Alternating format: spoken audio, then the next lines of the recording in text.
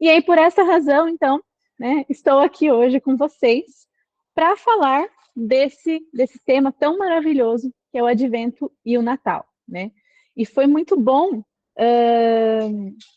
ter recebido esse convite, porque quando a gente é convidado para fazer uma aula sobre algum determinado assunto, por mais que a gente já saiba muitas coisas sobre aquele assunto, quando você precisa montar uma aula, né, você começa a sistematizar melhor as coisas e organizar melhor as ideias e refletir e repensar sobre muita coisa, né, e olhar para as coisas de uma maneira um pouquinho mais profunda do que é habitual, né? Então, vamos direto ao ponto, né? Vamos começar, então, o assunto da nossa aula. Amanhã, inicia-se, então, na igreja, o tempo que a gente chama de Advento, né? O Advento é esse tempo específico, né, de preparação para o Natal, né? O ano litúrgico começa com o Advento, né? São 4 domingos em que toda a liturgia da igreja, né, a igreja muda de cor, então a gente está no verde do tempo comum, e quando começa ali o Advento, a gente vai para o roxo, né? No terceiro domingo do Advento, a gente tem o rosa da alegria, né? Porque é o domingo Gaudete, é o domingo que está se aproximando do nascimento de nosso Senhor Jesus Cristo. E aí, então, né, esse tempo do Advento vai nos convidar a viver essa preparação muito profunda para algo muito importante que vai acontecer, que é o nascimento de nosso Senhor Jesus Cristo, né? E aí, como que eu estruturei, então, essa aula, essa oficina, né, esse momento aqui que nós vamos ter aqui, né? Para que eu pudesse seguir uma linha de raciocínio, eu escolhi alguns livros, né, alguns conteúdos específicos para que a gente não se perdesse, para que não ficasse um monte de conteúdo jogado aqui para vocês. E aí, o principal livro que eu usei para preparar esse momento é este livro aqui, que se chama Jesus de Nazaré, do Papa Bento XVI. Né? Acredito que algumas pessoas talvez já o conheçam, talvez até tenham. Estou vendo alguém falando que sim, aí eu estou vendo. Legal, muito bom. Para quem não conhece, vale muito a pena conhecê-lo, né? Ou para quem já adquiriu e ainda não teve tempo de ler, vale a pena, de repente, usar agora esse livro nesse tempo do Advento, né, como até um tempo de estudo, de aprofundamento mesmo no mistério do Natal. E é um livro que o Papa Bento, ele escreveu ao longo de vários anos, então fazendo um estudo bem aprofundado mesmo da vida de Nosso Senhor, né? E o que é interessante, né? Aqui ele tem a primeira parte é dedicado à infância de Jesus, né? Que é onde eu fui buscar, né? Os subsídios para a gente estudar nesse momento aqui. Então vale muito a pena, né? Quem quiser conhecer. Essa edição aqui é a da minha biblioteca católica, que eles publicaram no ano passado, né? Mas vocês encontram também de outras editoras, ele vai aparecer em algumas editoras em 3 volumes, tá? A minha biblioteca, na verdade, ela reuniu os 3 volumes num volume único, né? Mas ele também, vocês encontram ele em 3 volumes. E, né, obviamente, para falar do nascimento de Nosso Senhor, eu não podia deixar de lado um outro livro senão a Bíblia, né? Então, aqui, ó, em alguns momentos da aula, eu vou utilizar a Bíblia, a minha edição da Ave Maria, né, que é uma ótima edição para gente ler, ela é uma linguagem muito fácil, sem ser tão infiel ao original, né? É uma tradução boa para estudo. Então, este é o outro livro que estará conosco aqui durante esse tempo, né? E aí eu pensei essa aula em 2 grandes momentos, né? Num primeiro momento, nós vamos então olhar para as personagens, as pessoas que antecedem o nascimento de nosso Senhor Jesus Cristo. Então, tudo aquilo que acontece antes do nascimento dele, desde o Antigo Testamento até ali propriamente nos Evangelhos, quem que aparece nos Evangelhos antes de nosso Senhor nascer, né? E num segundo momento, nós vamos olhar especificamente mesmo para o nascimento. Então vamos lá, né? Então o que é importante, né? Quando a gente pensa em nascimento do nosso Senhor Jesus Cristo, o que a gente tem que pensar em primeiro lugar? Como que a gente tem que entender, né, o nascimento de nosso Senhor? Veja, muitas vezes nos parece, quando a gente fala de Natal, que Cristo nascer foi simplesmente um fato aleatório ali no meio da história, né? Então parece assim, as coisas foram acontecendo, o tempo foi passando, e aí, em determinado momento, Deus falou, Jesus vai nascer, e Jesus nasceu, né? Mas não é assim que aconteceu, né? Existiu um caminho que levou à encarnação de Nosso Senhor, né? Existiu um motivo para que Nosso Senhor viesse a esse mundo, né? Não foi simplesmente um fato isolado na história. Então, quando a gente faz uma leitura geral de todo o Antigo Testamento, o que a gente vai percebendo?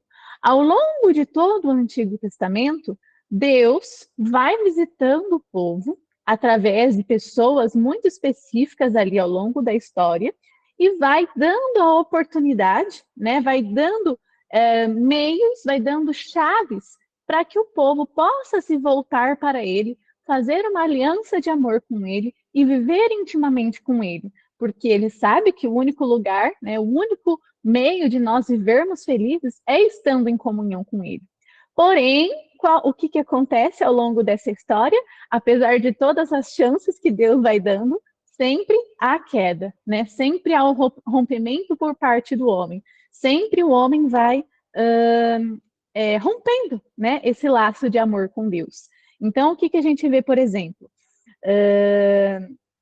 Lá em Adão, né? Então, Adão, Deus cria o mundo, está ali profundamente em comunhão com Adão e Eva, e eles caem, né? E aí, a partir de Adão e Eva, a gente vai nesse momento, nesse movimento, queda e reerguimento, queda e reerguimento. Aí, depois de Adão, passa um tempo, vem Noé, que é um homem fiel, passa, né, o dilúvio, começa ali um novo povo, queda, o povo novamente cai no pecado e se afasta de Deus. Passa um tempo, vem Abraão, né, um homem justo e fiel. Deus chama Abraão para formar novamente um novo povo fiel. E aí começa a se formar este povo. Abraão gera Isaac, já na velhice, né? Isaac gera Esaú e Jacó. Esaú e Jacó brigam e Jacó vai embora, né? Se casa, forma a sua família, tem os seus 12 filhos que formam as 12 tribos de Israel, né? É aí que é formada as 12 tribos de Israel.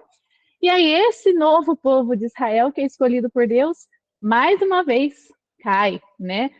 Os irmãos, os 11 irmãos vendem José, que é o irmão mais novo, né? José vai para o Egito, vira vendido como escravo. Lá ele fica muito bem visto pelo faraó. Depois de um tempo, os irmãos dele começam a passar fome, vão atrás deles no Egito, né? Para tentarem superar essa fome. E aí lá no Egito, o povo cai, né? Vira escravo novamente dos egípcios. E ali novamente o povo se afasta de Deus. Depois de muitos anos, Deus novamente fala: vou dar mais uma chance para esse povo. E aí ele suscita Moisés. Moisés vem, né, para fazer uma nova aliança com Deus, liberta o povo, né, tira o povo do Egito, tira o povo da escravidão. O povo vai para o deserto e o que o povo faz? Constrói um bezerro de ouro, né? Então, esse é o movimento, né? Todo o Antigo Testamento. Deus quer fazer comunhão com o seu povo. Deus quer nos dar a oportunidade de viver na intimidade com Ele, de viver na profunda felicidade estando com Ele, né? E em toda a história, o povo rompe com essa aliança, né? O povo rompe com esse amor que Deus quer derramar na vida de todos nós, né? E aí assim vai, né? Depois de Moisés, aí passa muitos anos, aí vem os juízes, aí depois o povo não quer mais juízes, eles querem reis, aí vem o período dos reis, vem o rei Saul, vem aí o grande rei Davi, que daí é outro momento de reerguimento na história da salvação, né? Que foi um grande rei da história. Davi gera Salomão, que foi um grande rei, mas que acaba se perdendo no final do seu reinado, né? E aí vem o povo que vai chegando mais próximo do nascimento de Jesus, que daí depois do rei Salomão, o povo é exilado novamente para a Babilônia, né? Por conta de seus pecados, por conta de suas traições, o povo é ali punido, né? E vai para o exílio da Babilônia. E o que acontece então com esse povo de Israel? Quando Jesus nasce, qual é a situação do povo de Israel? O povo de Israel é um povo que está perdido no pecado, né? Onde há grandes mestres da lei que vivem presos na lei, que vivem obcecados pela lei, que vivem simplesmente a lei pela lei, sem o amor, sem a verdade, sem uma verdadeira busca de Deus, né?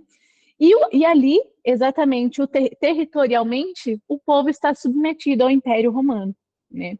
Então, no momento em que Cristo nasce, o povo de Israel, que já vinha sendo avisado pelos profetas daí, né, que tem depois do período dos reis, na Bíblia a gente vai vendo muitos profetas que vão aparecendo, profeta Isaías, profeta Elias, vários profetas. O que esses profetas vão anunciando nesse momento que o povo está ali naquele momento de rompimento com Deus?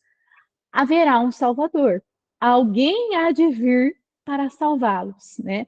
Deus vai cumprir a promessa. Ele não disse que estaria com a gente até o fim, né? Deus virá, Deus virá. Então, quando Jesus nasce, o povo de Israel estava assim, nesse momento de queda, de submissão ao Império Romano, aguardando um Salvador, né? Então, o nascimento de Nosso Senhor não foi um fato aleatório na história, não foi alguma coisa que aconteceu ali jogado, né? Não foi simplesmente uma, uma consequência natural, né? Mas foi algo que desde toda a eternidade Deus havia já pensado, né? Tanto que agora, ao longo da narrativa que a gente vai ver ao longo desse momento, a gente vai ver que na narrativa do nascimento de Cristo está sendo consolidada inúmeras profecias do Antigo Testamento. Porque desde toda a eternidade, Deus estava prevendo, né, que ele precisaria enviar seu filho para nos trazer a salvação definitiva, né? Então, esse é o espírito, né, que a gente tem que começar essa reflexão, entendendo que nosso Senhor não veio acaso para este mundo, né? Toda a história aponta para Cristo. Desde a história antiga, então, toda a história do Antigo Testamento já mirava a vinda de Cristo, e toda a nossa história hoje, tudo o que aconteceu depois de Cristo, só faz sentido quando apontada para ele também, né? Esse é o sentido de toda a história. A história aponta para Cristo.